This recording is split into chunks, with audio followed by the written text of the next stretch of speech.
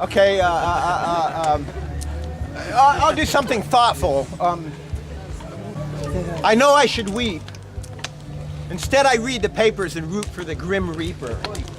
One more death and it's a world record. 10 more, 1,000. From time to time, I pause and try to imagine the pain, but the sensory impact is about the same as a computer game.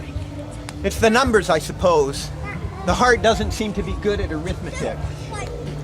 A teenager in a speeding car runs over a 2-year-old boy and his aunt, who was 13, who loved him and played with him every day, who was taking him to the corner shop for an ice cream, who was holding onto his hand as they stepped out into the road and the car skidded around the corner.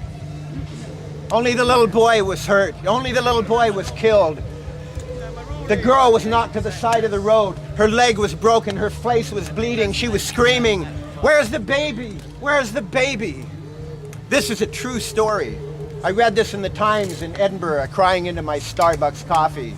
It caught my imagination, tugged at my heartstrings. The girl still didn't know her nephew was dead. I cried for all 3 of them.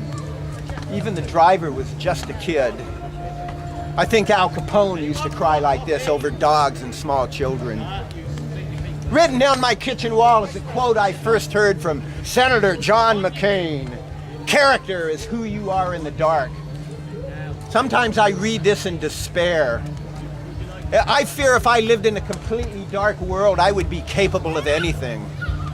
But I am not capable of living in a completely dark world. I seek the light. Sometimes I despise myself for a weakling because I know just how much the light I seek is only the good opinion of others, a cheap reason for living a moral life.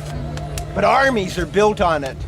And I know the prison walls I carry around inside my head have a figure standing on the highest wall, holding high a bright light.